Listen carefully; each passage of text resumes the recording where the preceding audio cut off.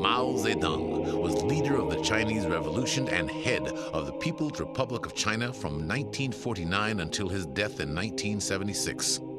Chairman Mao was called the sun in the sky. This may not be the same as the Son of God, but it's pretty close.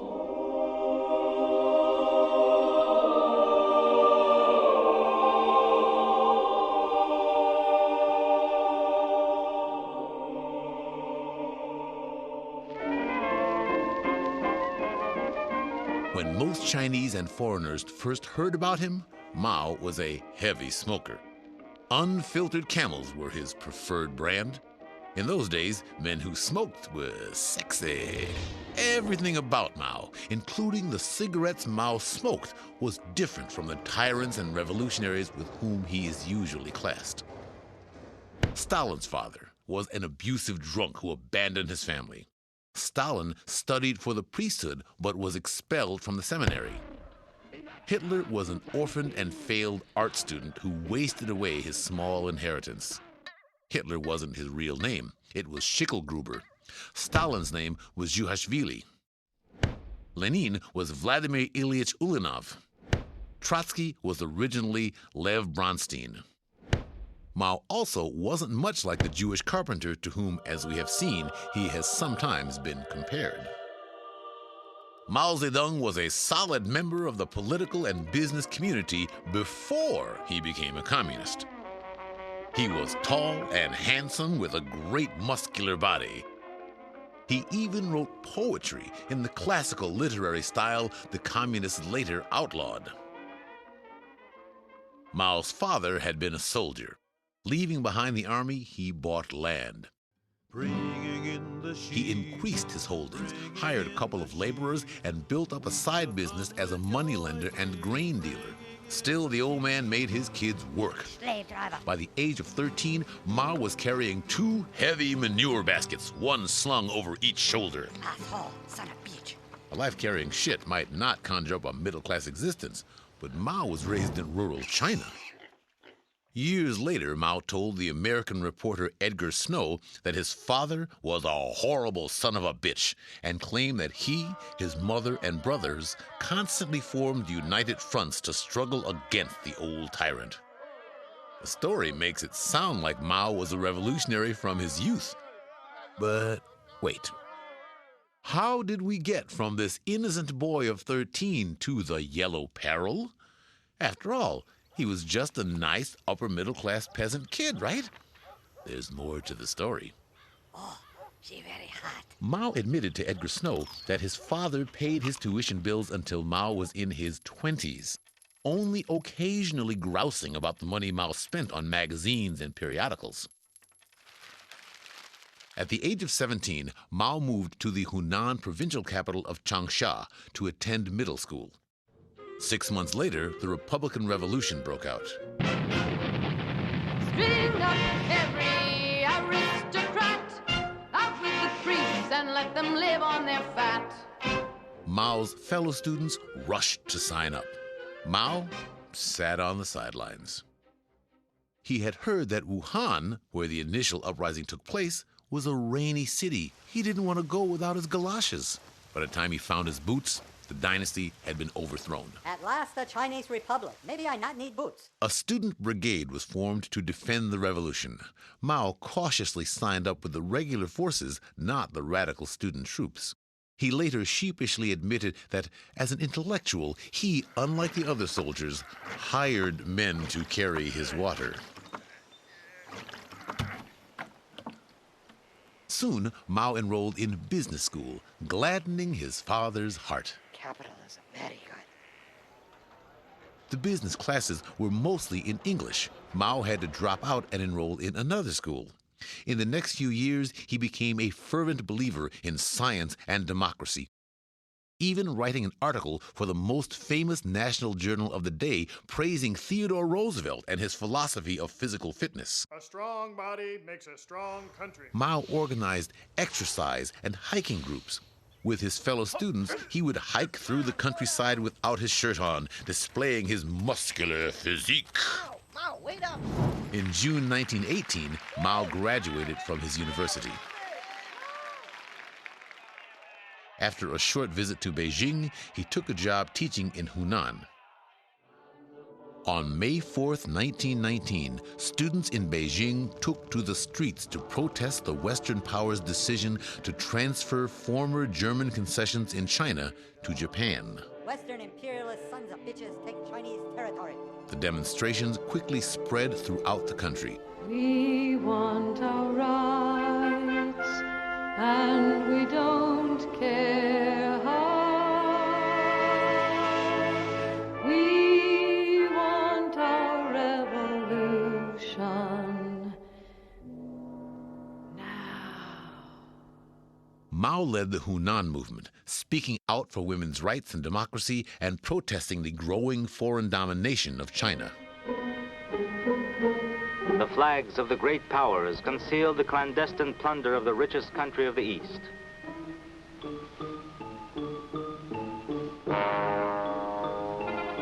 There is no end to this humiliation. As he became better known in Hunan, Mao started a business, the Cultural Book Society. Books for sale cheap. It grew rapidly. Buy my books. Years later, Mao told the American reporter Edgar Snow that his love of spicy peppers was a Hunan thing. He joked that the pepper-loving peoples of the world were all revolutionaries. In 1920, Mao, now 27, married young Kai Wei, the daughter of his favorite teacher. Mao also became the principal of the first Hunan elementary school. Mao was now a successful businessman married into one of the leading intellectual families in China. He was politically connected and had an important new job. When China's establishment intellectuals grew disappointed with the West, they formed the Chinese Communist Party. Mao followed. Solidarity forever. Solidarity. And so, says Mao Zedong, China's communist revolution must begin in the rural areas and sweep over the cities.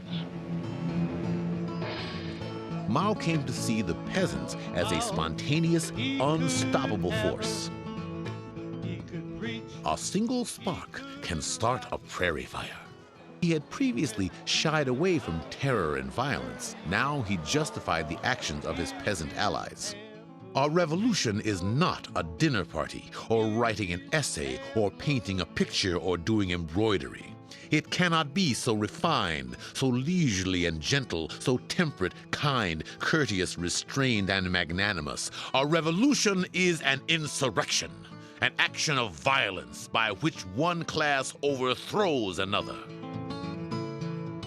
The Soviets convinced the Chinese Communists to ally with the Kuomintang, or Nationalist Party, and aid them in reunifying China. When the Kuomintang leader, Chiang Kai-shek, turned on his communist allies, Mao understood the party needed its own army. Every communist must grasp the truth. Political power grows out of the barrel of a gun. It was too late. Mao and his allies were forced to flee to the hills.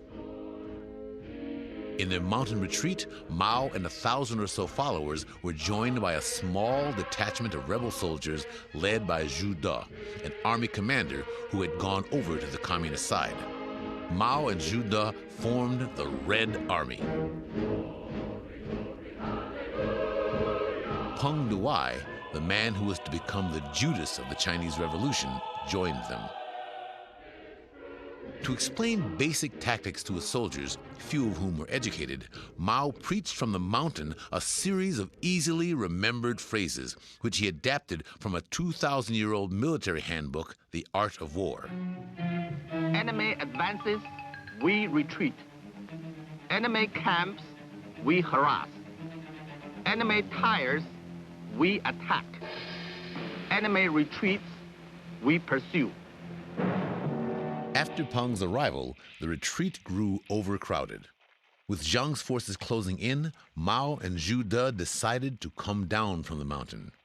In early 1929, Mao and Zhu De left the unhappy Peng Dehuai to hold the fort and took off. And remember the Alamo. Years later, a bitter Peng remembered how the troops Mao promised would relieve him were never sent.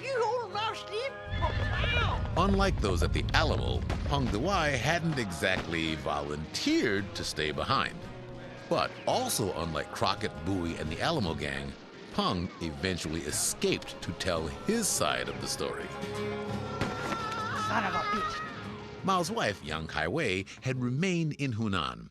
Word came to her that while still in his mountain retreat, Mao had shacked up with a virginal 18-year-old He Zhuzhen.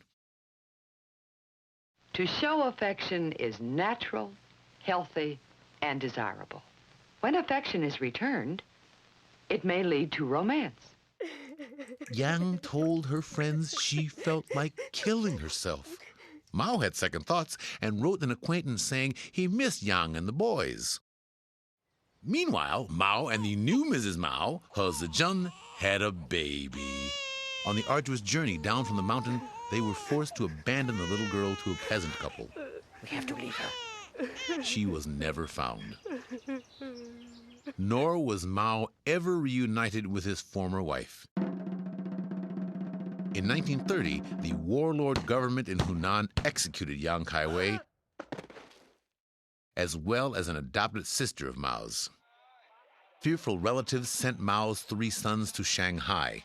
They lived on the streets. Mister, please help us. Mister. His youngest son died. The middle son became mentally deranged. Only Mao Anying, who was later killed in Korea, remained.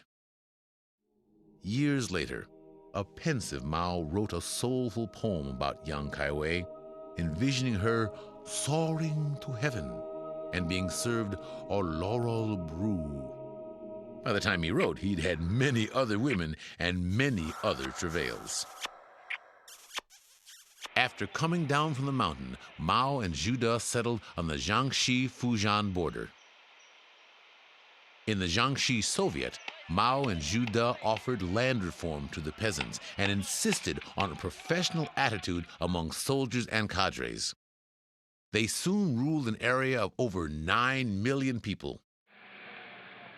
5 times, Chiang Kai-shek amassed enormous armies and attacked the Jiangxi Soviet. Mao stuck to the tried and true strategy of smaller, less well-equipped forces since time immemorial. Mao let the Kuomintang forces enter the Soviet with little opposition. He waited until he had superior intelligence and terrain, then pounced. Mao's strategy worked 4 times. It's a bird! It's a plane! It's Super Mao! Finally, Chiang Kai-shek turned to Nazi advisors.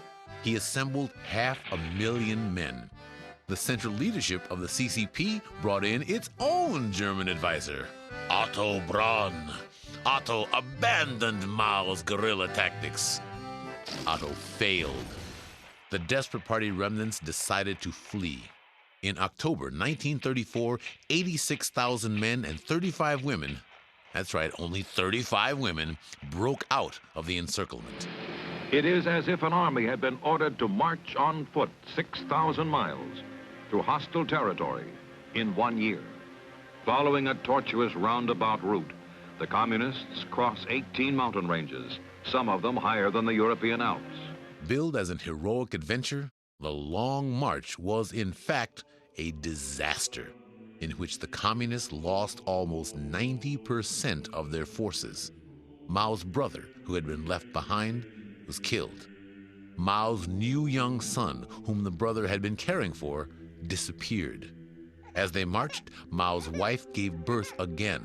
The couple was once more forced to give the baby to local peasants. This daughter, too, was never found. Though in 2003, British hikers discovered an aging, illiterate peasant woman who they thought might be Mao's long-lost child. One bright spot for Mao was that during the march, he received Stalin's backing to become the supreme party leader.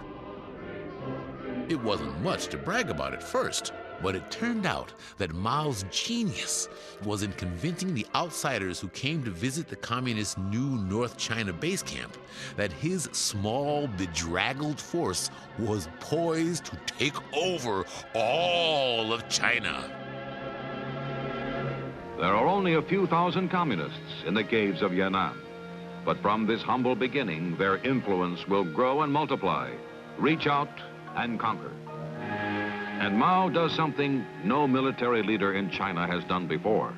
He sends his soldiers into the fields to work beside the peasants, to help them, and to talk to them of the new China, the communist China, in which landlords will be made to give up their farms to the peasants. Propaganda teams travel the countryside. Dancers perform morality plays in which the landlords are the devils and the communists are the forces of righteousness, trampling their class enemy. At the time of the Long March, the Japanese occupied northeastern China. Mao's claim that the communists had gone north to unite again with the Kuomintang against Japan struck a chord with Chinese students. They demonstrated against Japanese aggression. Mao is on our side. The Kuomintang strongman, Zhang Shuiliang, was also taken by Mao's proposal that all Chinese unite against the Japanese. Sensing a problem, in 1936, Chiang Kai-shek flew to the Yan'an area to check why Zhang Shuiliang's forces weren't pursuing the communists. Zhang Shuiliang kidnapped Chiang Kai-shek, releasing him only after Chiang Kai-shek pledged to unite with the communists against Japan. On July 7, 1937, Japan invaded, quickly overrunning most of China. Shanghai, 1937. The blow falls. Japan strikes.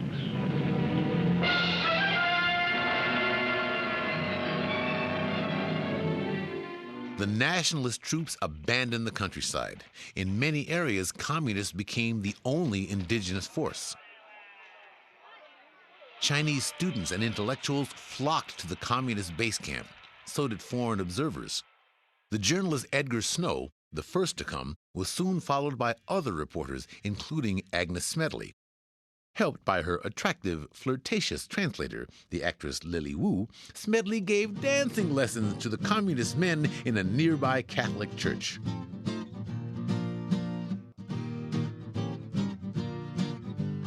Mao's eye fell on Lily Wu.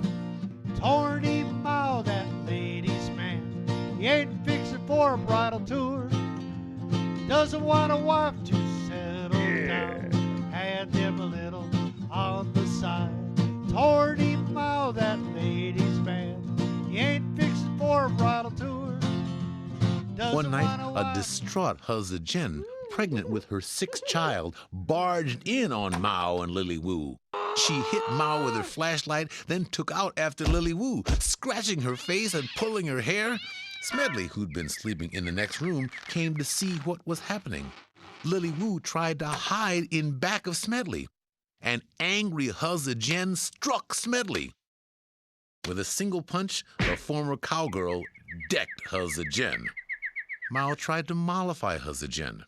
The enraged woman left him to go to the Soviet Union, where she had their last child, a son. The baby caught pneumonia and died. It was the fifth child He Zhijian had lost, the seventh Mao had lost. With He Zhijian out of the picture, Mao married the beautiful actress Jian Qing. As a movie actress, Jiang Qing was known by the sexy stage name Lan Ping. She achieved prominence with the role of Nora in the play The Dollhouse, but she was mostly a grade B actress. Some say she had a dubious reputation. It's one of the things people say about prominent, aggressive women. Not long afterwards, the two had their only child, a daughter. As the Sino-Japanese War goes on, Mao is promoted in Chinese Communist propaganda as a popular anti-Japanese patriot. Wherever and however the Red troops move into battle, they spread the glory of Mao Zedong and the greatness of the communist cause. On their backs, they carry posters and slogans as they march through the countryside. When the war ends in 1945, Mao's guerrillas have grown from 40,000 to 1 million. For post-war China is a nation exhausted by battle. People eat grass. Misery and hunger are deeply etched on the land and on the people. At the end of World War II, the Soviets gave the Chinese communists huge stockpiles of captured Japanese arms. The nationalists received vastly more aid from the United States, including 50,000 American troops who occupied key cities and ports in northern China for Jiang's forces. In 1945, Mao courageously agreed to come to the wartime nationalist capital, Chongqing, to negotiate with Chiang Kai-shek. He stayed negotiating from August to October. Then, sensing victory, Chiang Kai-shek ordered his forces onto the attack. Mao returned to Yan'an. Things went badly for the communists.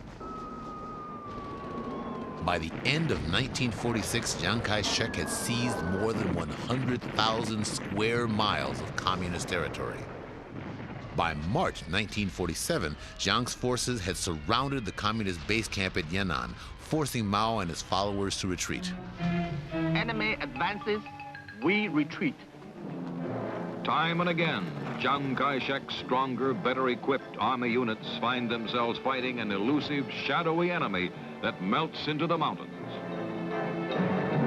And in the midst of battle, communist soldiers harangue the nationalists, calling on Chiang's troops, often with great effect, to desert to the communist side. In June 1947, Chiang Kai-shek declared absolute victory. Once again, Mao had lured the enemy into an overextended and overconfident position. Cool under fire, Mao made himself a personal target. Knowing how anxious the nationalists were to capture him, day after day, he waited until their forces came within half an hour of his camp before saddling his horse and riding to safety. It got his juices flowing. The famously constipated Mao noted that he never shit so regularly as when he was in battle. By the summer of 1947, the trap had been set. Mao ordered his troops to abandon guerrilla warfare and go on the offensive. The pivot was Manchuria. Jiang's forces there collapsed during the winter of 1947-48.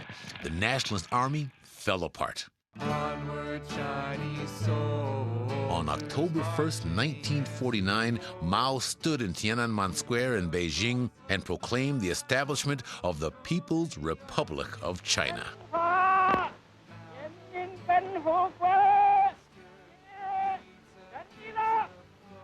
The boy from Shaoshan had done very well, but there was a price. In 1942, his one remaining sibling, his brother and advisor, Mao Zemin, was also killed. Mao Zemin's bodies are lying in the grave. Mao Zemin's body is a lying in the grave. Mao Zemin's bodies are lying in the grave. But his soul goes marching on. The stars above in heaven now are looking kindly down. The stars above in heaven now are looking kindly down. stars With above. victory, the people will be grateful to us and the bourgeoisie will come forward to flatter us. There may be some communists who were not conquered by the enemy with guns and were worthy of the name of heroes for standing up to these enemies, but who cannot withstand the sugar-coated bullets. They will be defeated by the sugar-coated bullets. We must guard against such a situation. Mao now faced the daunting task of building a country. The serious task of economic construction lies before us. We shall soon put aside some of the things we know well and be compelled to do things we don't know well. The U.S. government's reluctance to deal with his regime made the job more difficult. The prestige of U.S. imperialism among the Chinese people is completely bankrupt. Mao threw oil onto the fire by announcing that China was going to lean to the side of the Soviets.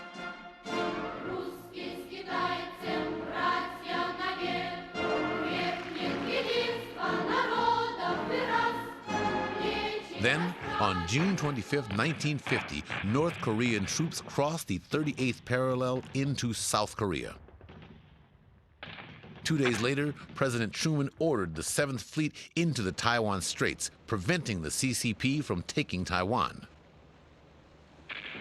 In the fall of 1950, after a U.S. counterattack, the North Koreans fell back across the 38th parallel. The American commander Douglas MacArthur threatened to push through to Manchuria and liberate China. Mao convinced a reluctant Politburo to vote for war. After studying MacArthur's record, Mao declared that an arrogant enemy would be easier to defeat. In October 1950, overconfident U.S. troops approached China's border. MacArthur boldly announced his Home by Christmas campaign, insisting that the few Chinese forces who had entered the fray had turned tail.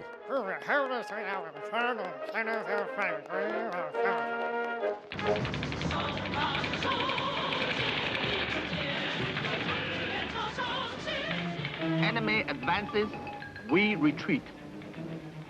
Enemy camps, we harass.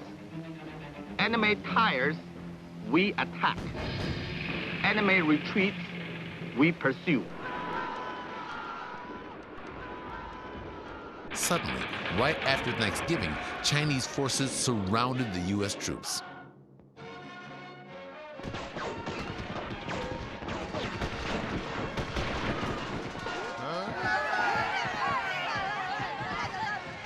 It was a rout.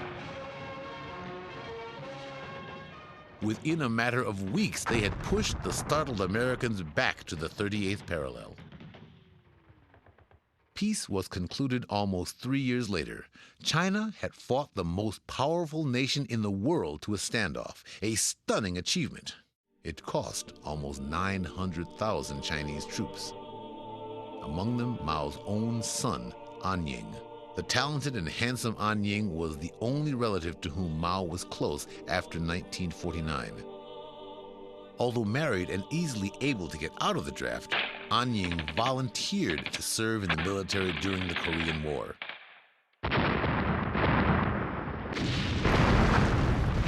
Mao's nervous comrades didn't dare tell him about his son's death.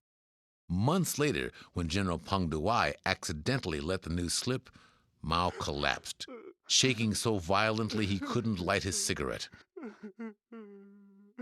A grieving Mao refused to part with his son's shirt and socks. Of course, Mao's suffering wasn't exactly unheralded.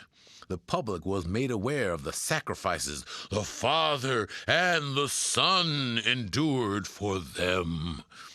It's a lesson that politicians of other countries might well consider. Even while the war was raging, Mao was tweaking a land reform policy devised to give every one of China's peasant families a piece of private property. He was establishing a nation of capitalist landowners. In 1949, land reform had been carried out in less than 1/3 of the Chinese countryside. After taking power, Mao went slow, confiscating only the land of the wealthy and leaving alone most of those who had supported the communists. The Korean War sped up the process. The anxious government pressed young, poorly trained workers into service. They exercised little restraint over villagers. Most of the people were afraid that because of their property, so they are going to be bigger landlords. So they sold all their land very cheaply. So my grandfather thought the price was down, and then he thought that was a good time to buy. So he was a very innocent man. So he bought all the land, a lot of land. Instantly, he became a big landlord. They arrested him, and then they go to the struggle and ratification meeting. He was executed on the spot. 坚决与人民为敌的反革命分子一定受到人民严厉的制裁。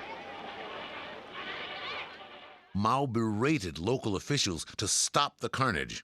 But by 1952, when land reform was completed, millions of landlords had been killed. But by no means all. My father, his relatives, landowner class, and they were scared of communists. So my father and my mother, they left their area and came to Shanghai to escape communists. In 1952, Mao began a campaign against corruption, waste, and bureaucracy that attacked former Kuomintang officials. My father was a Nationalist Party member.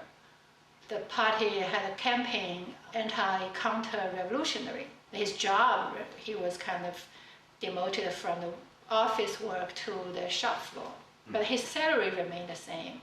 It's fortunate for him to be demoted early on. No power, right?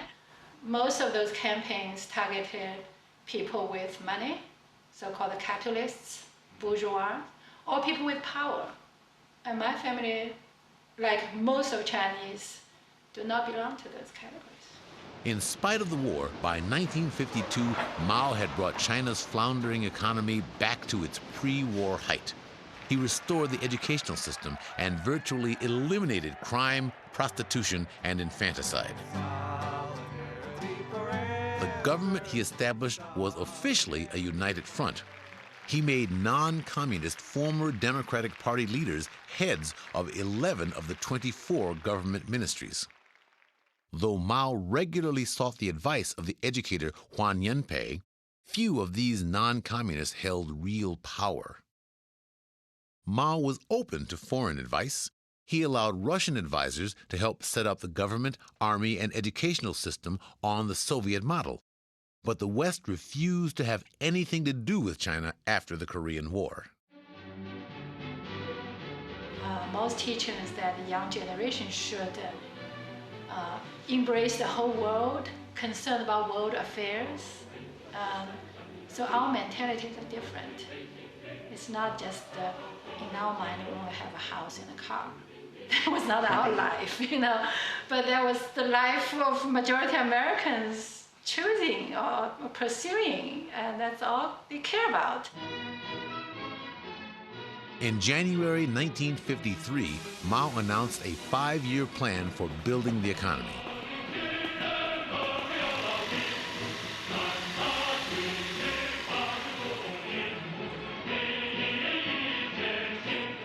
Like similar plans in the Soviet Union, the Chinese plan emphasized heavy industry, steel, cement, chemicals, machine tools, and electric power. It worked. During its first 5-year plan, China's industrial production grew at a rate of almost 18% per year. This was a huge, almost unheard of increase. In 5 years, China's industry doubled. Those who think the Chinese economy under Mao languished are dead wrong. To improve peasant life, Mao urged groupings of 5 or 6 families to form mutual aid teams in which they pooled their tools and helped one another through the growing season.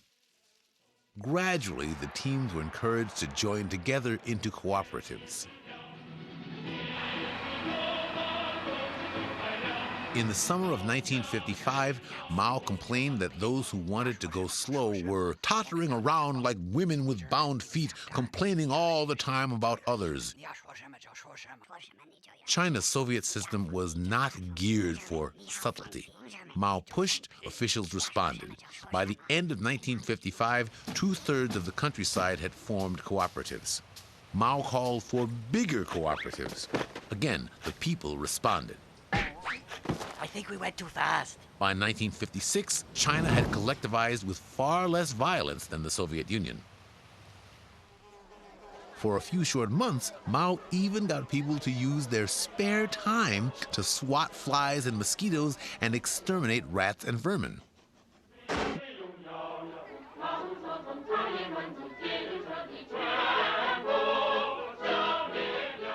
Mao pushed ahead, meeting with businessmen to talk about the collectivization of commerce and industry. The businessmen, not that they had much choice, endorsed Mao's program. By early 1956, almost all private businesses, big and small, had cooperatized. By the end of 1956, Mao had unified China, created an awesome rate of growth, restructured the education system, and improved living standards. Peasant income rose. Worker income rose. The percent of children in primary schools doubled. Life expectancy, the best indicator of a country's health, jumped from 36 years to 57 years. By the mid-1950s, Mao could have looked around at everything he had done and said it was good. Instead, he decided to become a Maoist.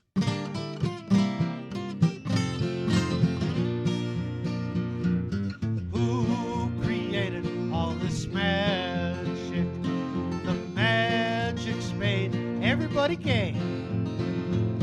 The magic's made everyone feeling kind of sparky. Magic's everywhere today. Mao got all that magic going. He put the music in the air. By 1956, Mao, now 62, had been head of China for 7 years. Mao spent his days lolling in an enormous bed. From his bed, Mao wrote poems, oversaw policies, and read pornographic novels to stimulate his performance for the nubile young women sent in to service him. But when she was gone, his eyes looked around. He didn't treat his baby fairly.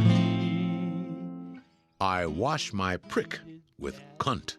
Love and soul kiss, that love and soul. Love Mao did not care to wash his body in the regular manner. His bodyguards would rub him down every morning, often sticking their fingers up the chairman's ass to get the old man's bowels flowing again. Mao proved himself a somewhat indiscriminate but equal opportunity sexual predator, often making passes at his male as well as his female attendants.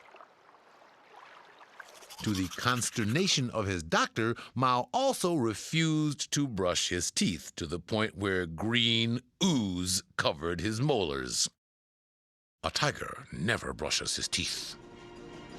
Still, in between his peculiar body rituals and sexual hijinks, Mao decided to eliminate the centralized Soviet system that he and his colleagues had built in China.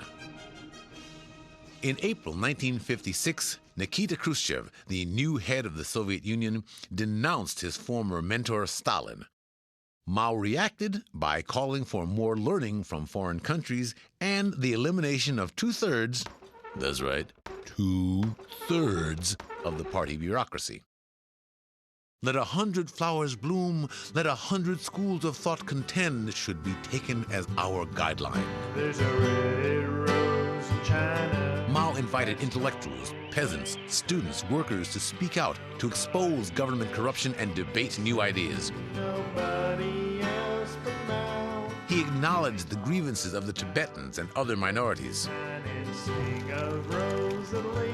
Alarmed bureaucrats warned China could become another Hungary. Mao waved off this concern and radically expanded the circulation of a newspaper called Reference News that contained articles from the non-Chinese press. He made it available throughout the country. Mao gave a talk in which he argued that the party held no monopoly on truth. On certain questions, the people might be right and the party wrong. If they have something to fart about, let them fart. Once it is out, one can decide whether it smells bad or good. If the people think their farts stink, they will be isolated. Outraged party officials walked out of the talk. China's second highest official, Liu Shaoqi, did not appear in the photograph of officials at Mao's speech. One afternoon in 1957, Mao called the editors of People's Daily to his bedside. The astonished journalist walked in on a chain-smoking Mao, clad in a towel and pajama top, his fat belly protruding. For 4 hours, he lectured the group on the need to open the party to outside criticism. By the spring of 1957, students and intellectuals were publicly denouncing the government and criticizing the slowness of economic progress. Workers were striking for better conditions. Pressure by party leaders to stop the campaign mounted. In June, Mao finally caved into the pressure and signaled that criticism of the party needed to be toned down. For the next month, Mao still argued for leniency for dissidents. But by July, the anti-rightist campaign to cut off the heads of the poisonous weeds was underway. Students and intellectuals were arrested and sometimes executed. Deng Xiaoping, the man later credited with leading China away from the intolerance of the Maoist system, led and prosecuted this campaign.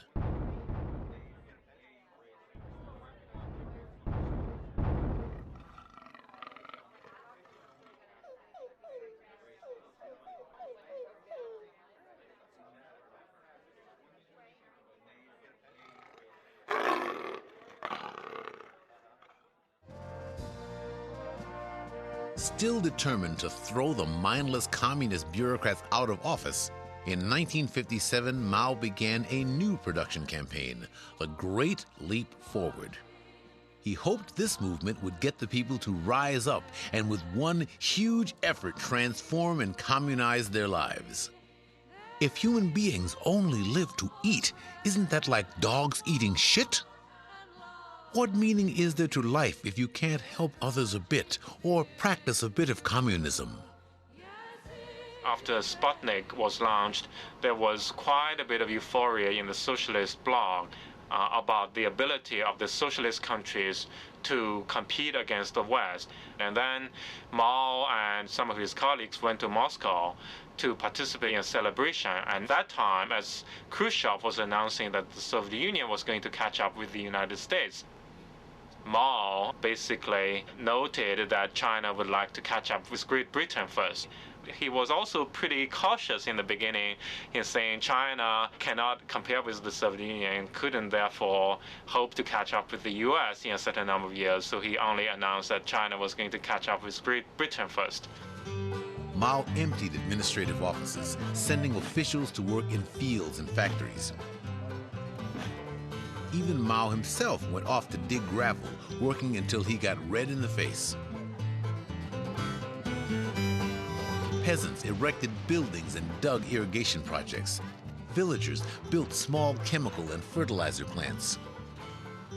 They mined low-lying coal deposits using hand labor. Every locality sprouted a backyard steel furnace. The State Planning Commission gave Mao figures showing steel production increasing beyond his wildest imagination. On visits to factories, local bosses explained how workers had rebuilt old machinery to achieve huge new production goals. Provincial leaders told a skeptical Mao that by building new irrigation works and changing techniques, peasants had figured out how to increase harvest by as much as 70 times old levels. Mao told them they were producing more than they could possibly use. Communes, the new administrative organ in the country, built rural nurseries and mess halls to free women from household tasks and allow them into the labor force. With men engaged in large-scale irrigation projects, women took over in the field. Others went to work in cities or factories. It's the first time the government began to allow villagers to set up their own schools, hire rural teachers. They call it 民办 school. 先上马，后备鞍，不要国家一分钱，用我们的双手把咱们的学校办起来呀。 Before the anti-rightist movement, I think the Chinese educational system was run by the so-called bourgeoisie intellectuals. I don't think they have a particular interest in expanding education to the rural areas. We abolished aristocratic schools so children cadres integrated with people's children. A lot of the people who used to speak up did not dare to speak up anymore. Anyone who actually wanted to be in terms of the political system, wanted to follow cues from Mao. So they were bidding against each other, competing in following Mao's wishes. Local leaders, alerted that Mao's special train was coming to town, built furnaces along his route, put peasants in new, colorful dress, and even transplanted rice into thousands of fields at such great density that electric fans were necessary to prevent the plants from rotting. Communities in rural areas, essentially now in communes during the Great Leap, began to launch a program essentially to allow farmers to eat as much as they can. And in this process, very often, normally prudent farmers began to exhaust their grain supplies. A lot of the farmers were diverted from farm work to irrigation to the production of steel. So in 1958, for example, there was a bumper harvest, but a lot of the harvest was wasted in the fields. There were not enough people to collect them. Other problems distracted Mao. In March 1959, rebellion broke out in Tibet and the Dalai Lama fled, as Mao, during the 100 Flowers campaign, had predicted he might if the attitude toward minority groups didn't improve in China. Mao personally gave the order not to pursue and capture him. A few months later, Mao, worried about the problems with the Great Leap, visited his hometown of Shaoshan for the first time in more than 20 years. Old friends and relatives talked about the difficulties they were experiencing, but also showed him a harvest whose 1,000 waves of rice and beans Mao celebrated in a poem. Mao left Shaoshan determined to moderate the Great Leap. But the disciples plotted against him. Foremost among these disciples was Peng Dehuai, the Judas of the Chinese Revolution. Peng grew up in a small village near Mao's. He and Mao fought side by side in the 1930s at a time when Peng had few peers as a tough revolutionary commander. In 1935, Mao even wrote a poem celebrating Peng's accomplishments. High mountains, long roads, deep gullies, forces galloping in every direction. Who dares to ride on horseback with his sword drawn? None but our great General Peng. After the success of the revolution, Peng commanded the Chinese forces in the Korean War. He assigned Mao's son An Ying to a headquarters job and then forgot to bring him into the shelter when the bomb struck. There didn't seem to be any hard feelings on Mao's part. Peng became defense minister of China. He was one of a small inner circle who helped Mao govern. And it was as one of these people that he was to betray Mao.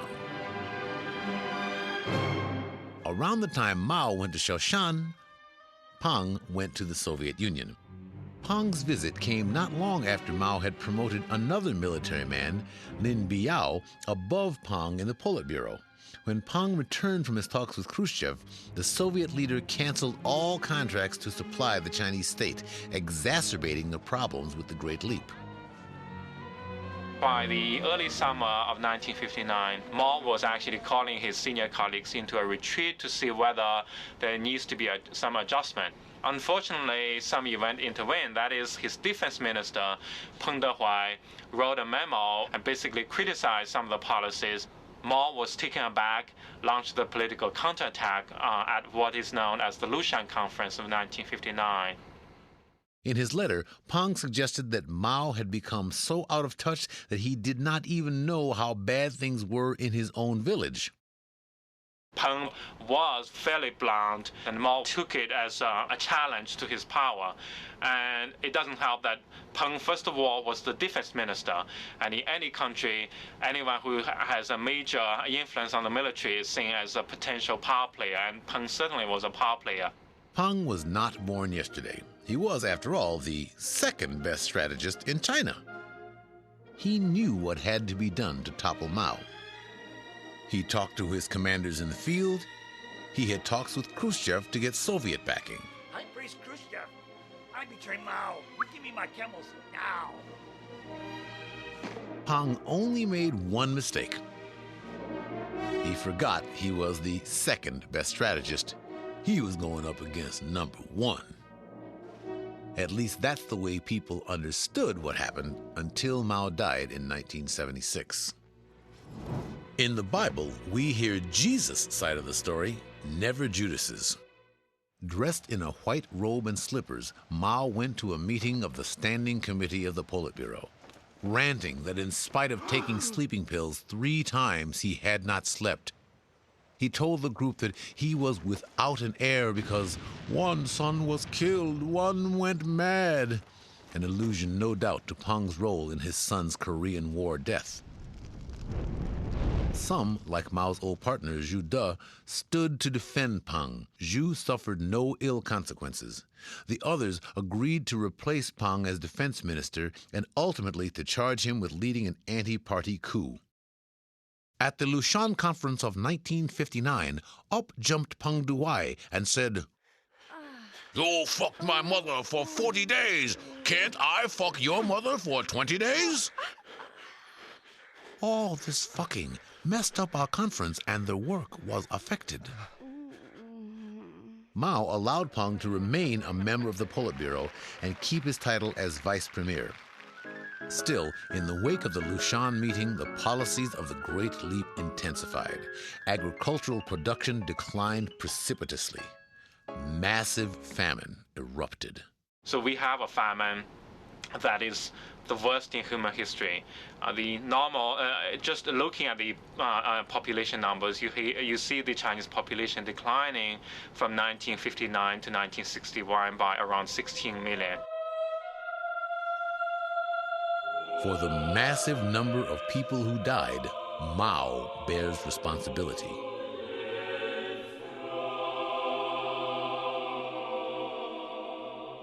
I was 5 years old at the time.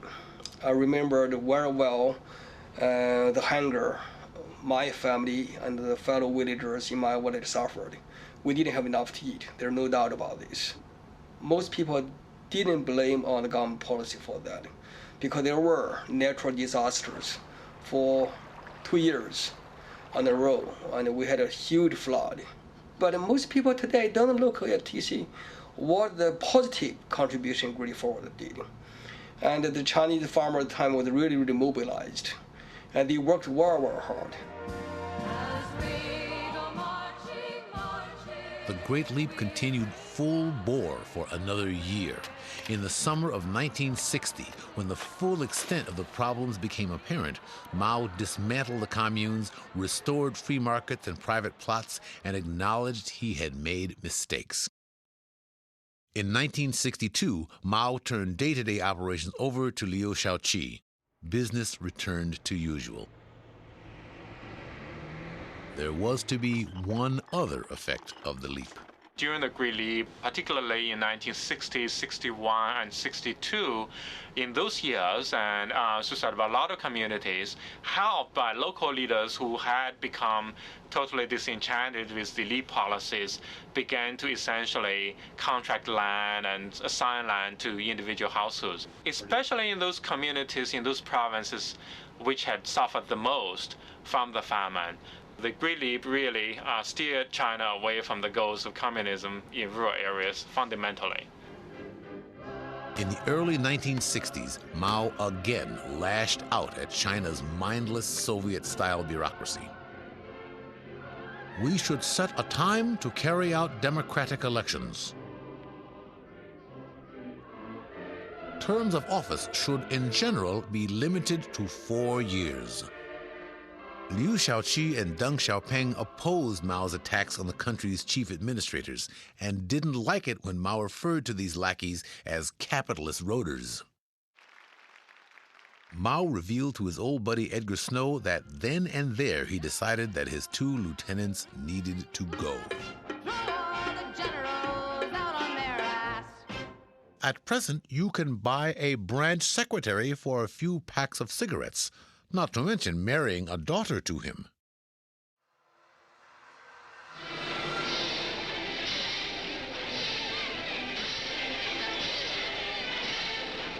30 миллионов незрелых юнцов подняли маоисты против Коммунистической партии Китая. Коммунистическая партия Китая никогда, ни при каких условиях не могла бы повернуть на путь такого предательства. Узурпировав ее честное имя, это проделала совсем другая партия. Партия Мао Цзэдуна. By the end of the Cultural Revolution, Mao had pruned China's vast bureaucracy down to 1/6 of its former size. He had ousted more than 70% of the communist toadies on the Central Committee. This housekeeping was to have particularly salubrious effects on China's economy. By the mid-60s, Mao had also begun to blast his country's elitist educational system. Nowadays, first, there are too many classes. Second, there are too many books. The pressure is too great. He praised what some would call cheating, others cooperative learning. At examinations, whispering into each other's ears and taking one another's places ought to be allowed. Your answer is good and I copy it, then mine should be counted as good. He encouraged young people to ignore droning, sanctimonious teachers. Rather than keeping your eyes open and listening to boring lectures, it is better to get some refreshing sleep. You don't have to listen to nonsense. You can rest your brain instead. 今天我要给大家讲一讲马尾巴的 For the next 10 years, during what was called the Cultural Revolution, Mao focused on improving rural education. My mom never went to school. My father never went to school. My mom even today didn't know how to recognize her own name. The 4 of us, because of Cultural Revolution, we all had you see, a high school education. During what is usually called the wasted decade of the Cultural Revolution, primary school enrollment increased from 116 million in 1965 to 150 million in 1976. Middle school enrollment grew from 9 million in 1965 to 67 million in 1977. This was an increase of more than 700%, or 30 times the population growth. Before the Cultural Revolution, we had 1 high school. By the time the Cultural Revolution was over, 1976, we had 89 high schools in the county. I think the educated elites didn't care about farmers' children, whether they receive education or not. It's not important to them. But the farmers did want their children to have education. While schools multiplied in rural areas, in cities, schools closed up for 2 years. this wasn't all bad. No more pencils, no more books, no more teachers' dirty looks. The early days, no school, so we didn't have to worry about examinations and tests and those things. And I just spent time reading novels. That's what I love to do. So that's what I did. Those red guards, they just ransacked the school libraries and took whatever books they want and took home.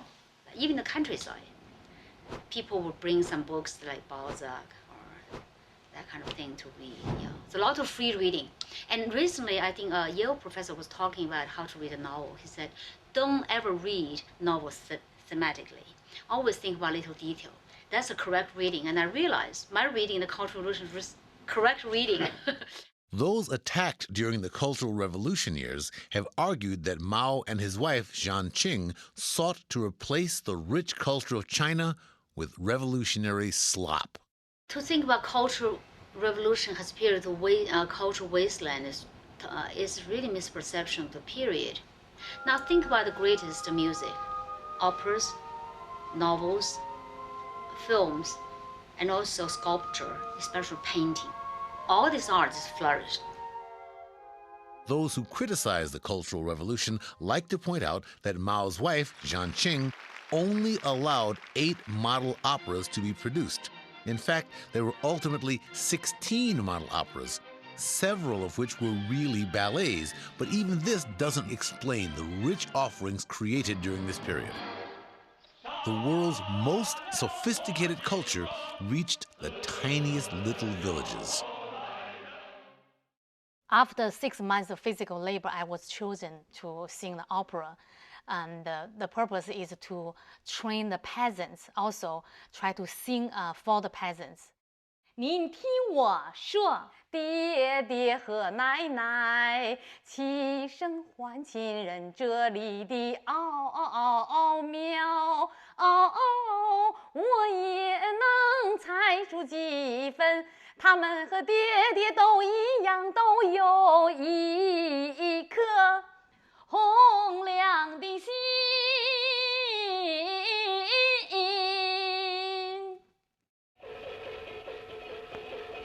Now, how many classical Peking operas? All limited, because Peking opera is a kind of form that is not really created every day. And for Chinese to enjoy that Peking opera, it's really, you go to see it again and again and again. I think it's like to go to a Shakespearean kind of drama. And ballet, the same form. How many new ballets we create here each year? And we watch again and again. When we were in the Cultural Revolution, behind, like 2 blocks away, was the theater. It showed the red lantern, like whole month. I was there the whole month.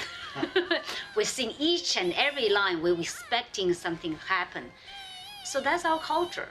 When I was on the farm, model operas, Peking operas, was a major form of entertainment for us.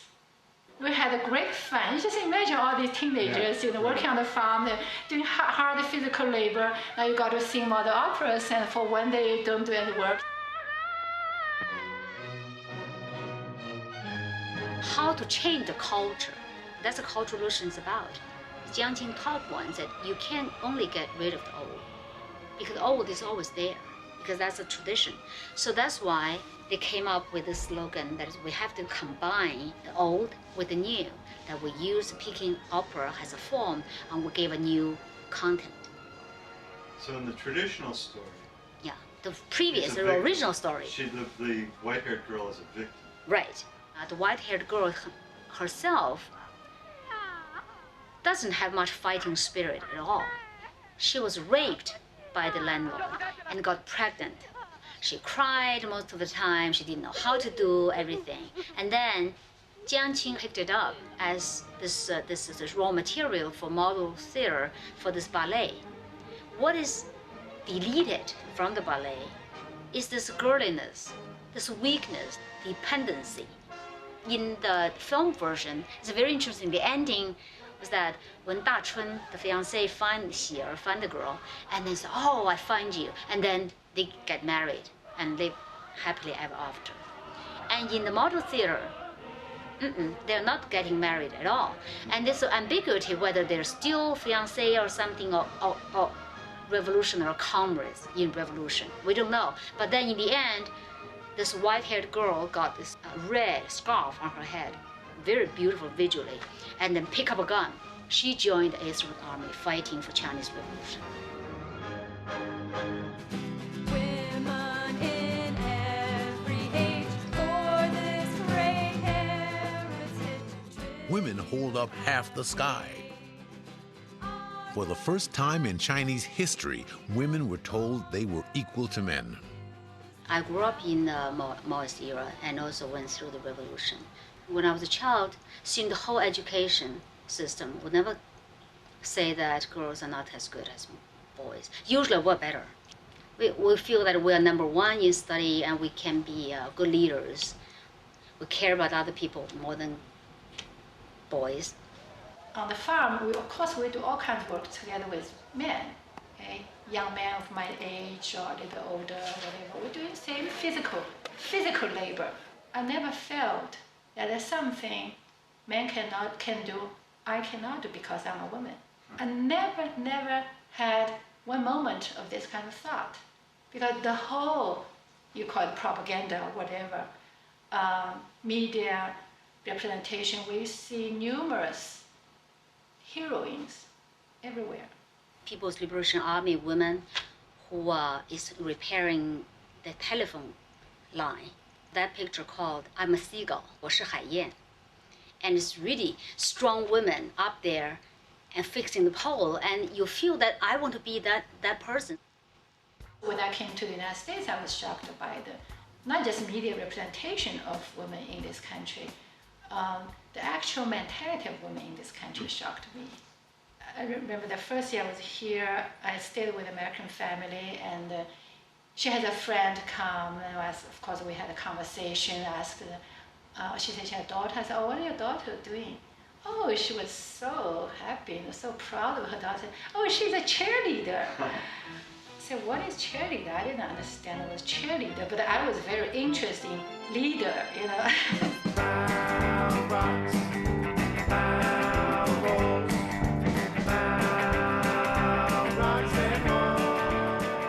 People not only got dirty and serious during the Cultural Revolution, they also had fun. During the Cultural Revolution, the population increased tremendously. So that's a good sign.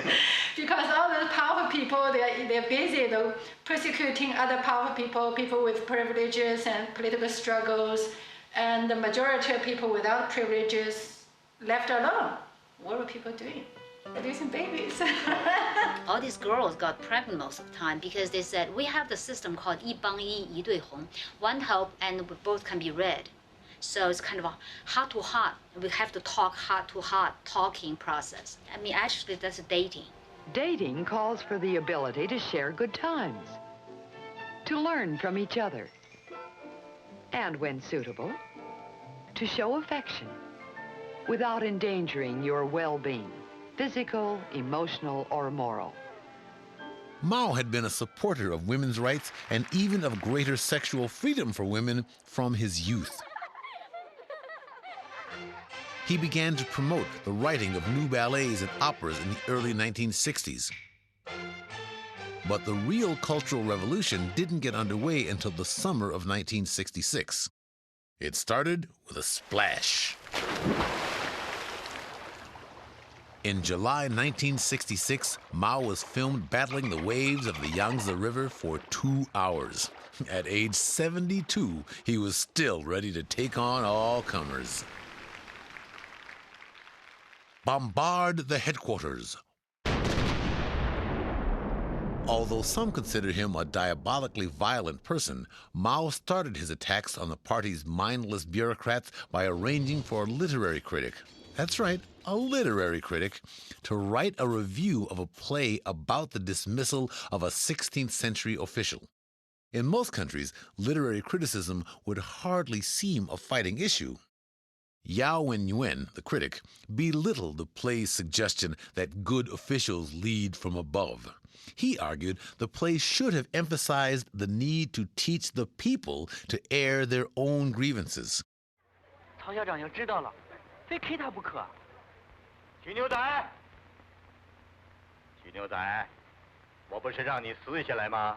怎么又贴上一张大的？曹校长，牛仔的大字报说的对呀。不行。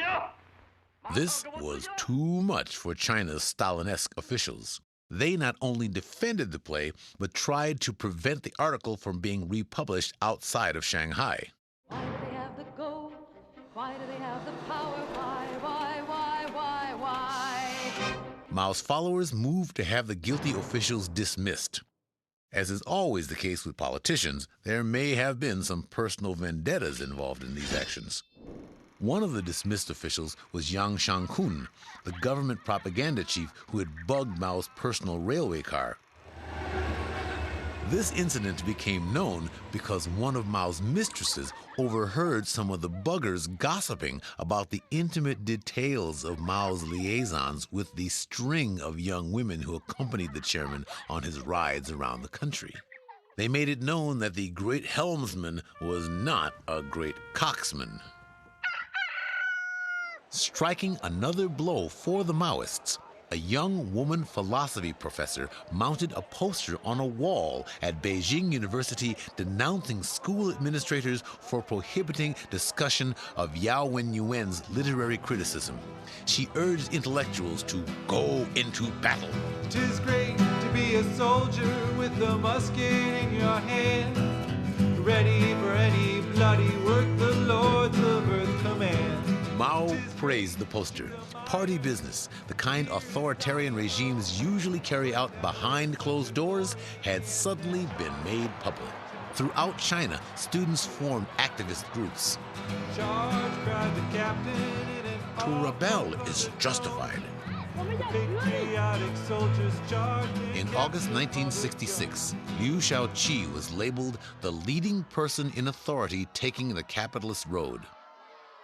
Could there have been an unexpected reason for this? In a movie about communists, there have strangely been no Jews mentioned, a group usually associated with both movies and communists. Sure, we could have talked about Two Gun Cohen, the thug from Calgary who worked as Sun Yat-sen's bodyguard, or we could have mentioned the devoted Chinese communist Israel Epstein. Like these other two characters, Liu Shaoqi had a huge schnoz.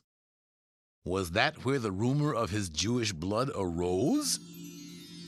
Was he possibly a descendant of a well-known Jewish carpenter?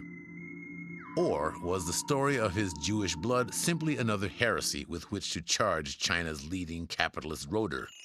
The historical record is murky. What is clear is that in the late fall 1966, Liu Shaoqi and the second leading person in authority taking the capitalist road, Deng Xiaoping, disappeared from view.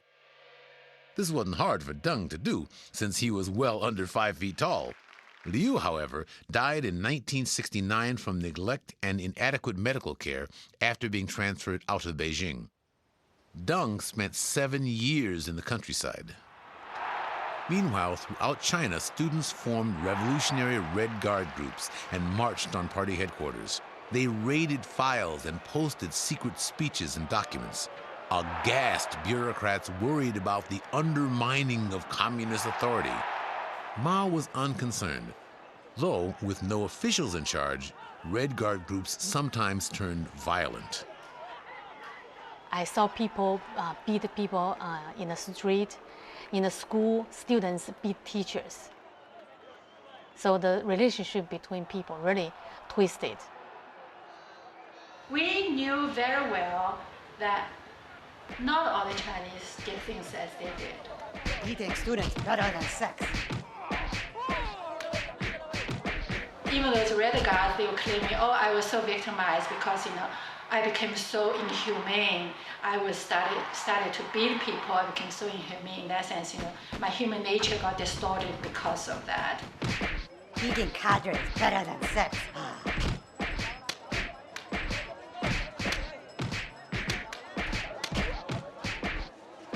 there was a trend called scar literature. So that started kind of a victim discourse about Cultural Revolution, which lasted for so long. And in China, it died out a little bit because people, they just move on. They didn't care about that part anymore. But in the United States, in the West, the people, this generation would find that it's commercial success when they wrote about the victim of a communist system. In fact, even Maoist leaders often found it difficult to contact Red Guard groups. This was not Stalin ordering the secret police to carry out executions. Mao was easing the restraints on the masses. In an atmosphere in which people were kept on a tight rein, violence erupted easily when controls were lifted. Mao, who appeared to endorse what some Americans call Second Amendment rights, made it worse with a remark he made during an inspection tour of central China. Why can't we arm the workers and students? When workers and students in fact started grabbing weapons away from the communist forces, Mao was unperturbed. Arms seizures are not a serious problem.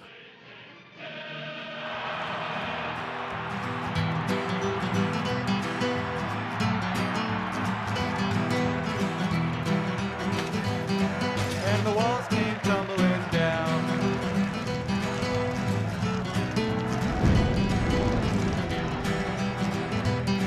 And the walls came tumbling down.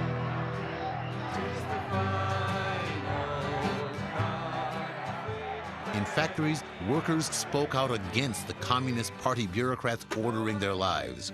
They forced disbursement of overtime pay, raised the limits of compensation on medical insurance, and expanded the coverage. In Shanghai, January 1967, a mass movement supported by Mao overthrew the municipal government and tried to put in place a representative body modeled after the Paris Commune. When the chaos expanded, Mao finally intervened, demanding alliances between old and new groups, rebels and cadres. He stopped the distribution of weapons and told the Red Guards to go to the countryside. Mao and Zhou dispatched a lot of the so-called educated youth, about 17 million of them, up to the mountains and down to the countryside. And farmers, because they were poor and blank, as the official rhetoric put it, they were supposed to play the leading role in educating the urban youth. We're on the way to Grandpa's farm.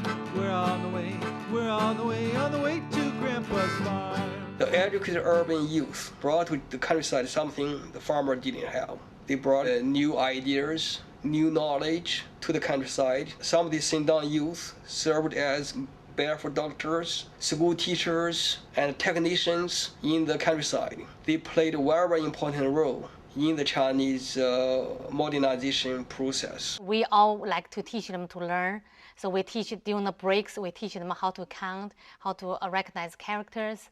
Then we also try to influence them, if you have a good education, you can have a better life. First year I was here, I was invited by American friends at home, so they asked about, Cultural Revolution was China, what you did. And so I said, I was on a farm and we worked very hard. We dug canal with our hands, bare hands. Okay, just use a spade to dig and shoulder post to carry away those dirt and to build a canal. It's such terrible heavy labor you did. How do you feel? So, I was feeling wonderful because it was so romantic to me that I was able to make great contribution to my country.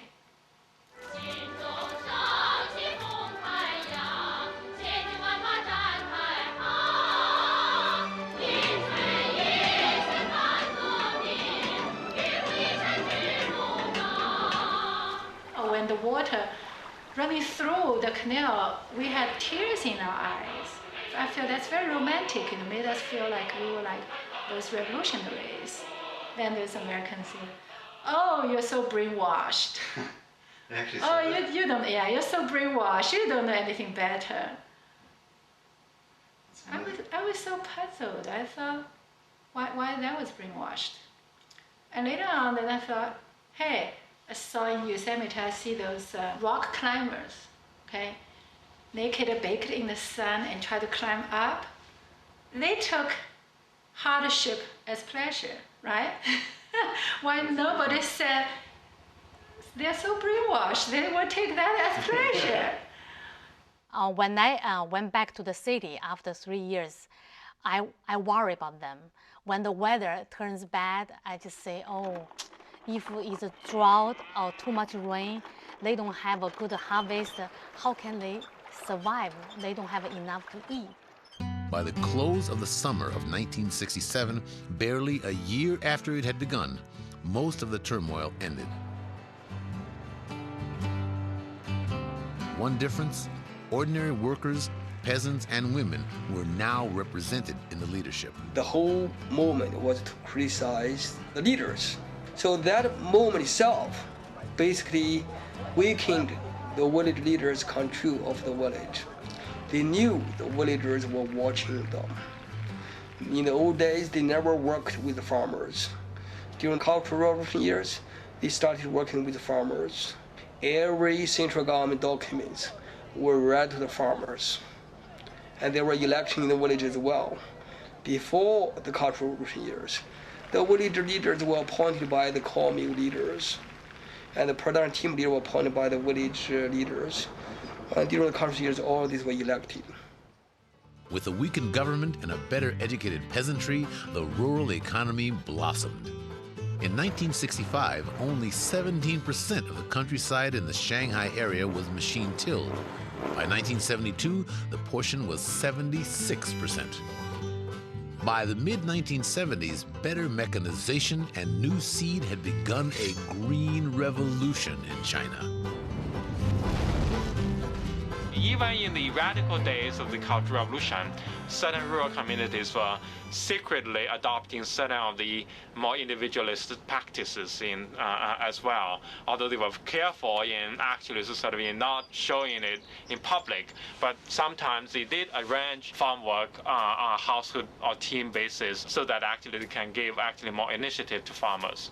The Chinese agriculture yield in my hometown, for example, more than doubled the yield. Rural communities, in the Cultural Revolution, there was a de-emphasis on trade, particularly private trade. So trade was tremendously, there was a serious effort in the 1970s to suppress domestic trade, and in connection with the self-reliance effort.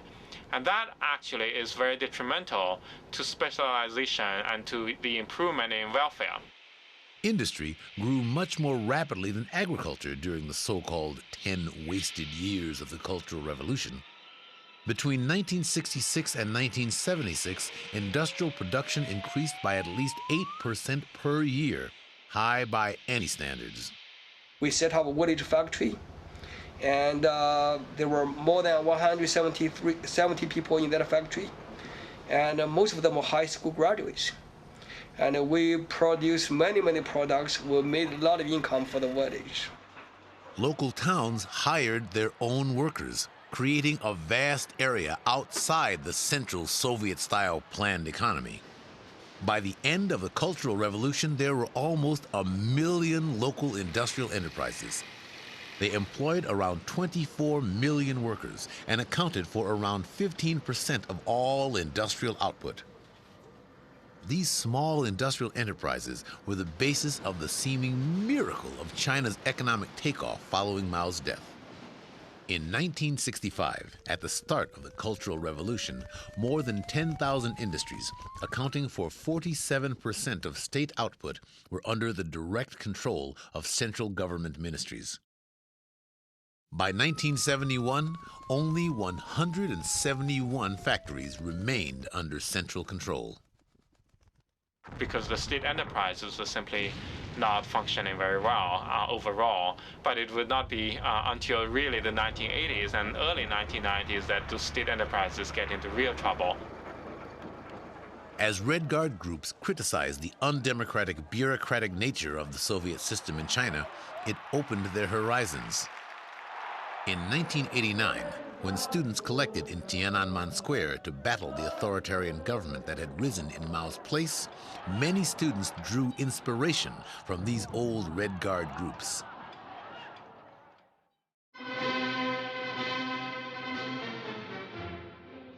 Mao did not, as has popularly been believed, keep China isolated.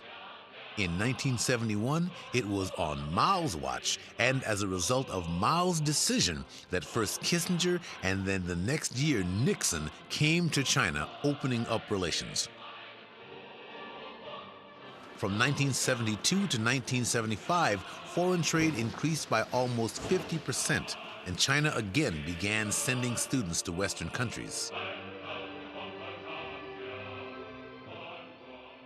Right before he died, Mao said he had achieved two great victories in his life. The first was the defeat of Chiang Kai-shek and the Japanese. The second was the Cultural Revolution. Swing low, sweet chariot. Mao died on September 9, 1976. Oh, it was sad when that great ship went down. Oh, it was sad when that great ship went down. Oh, husbands and wives, little children cried all night. It was sad when that great ship went down. After Mao died, Mao's wife and 3 of his top officials were arrested. Labeled the Gang of Four, they were subjected to a televised show trial and imprisoned. Yeah, I think the trial is a grand finale of model theater. So all these men, trial women for the crime that all men did. I don't know how to say that. It's so obvious that women's a scapegoat of any political disaster in Chinese history. Again. That's the most modern one. Hopefully not happening anymore. The government intentionally made an effort to tarnish Mao's image in order to consolidate their own power. Mao may not have been the sun in the sky some claimed him to be. Nonetheless, Mao's reputation has never waned among ordinary peasants and workers in China. For millions of Chinese, Mao still offers hope. I think Mao, no doubt, was the greatest Chinese in the 20th century. I think he helped pave the way for Chinese modernization.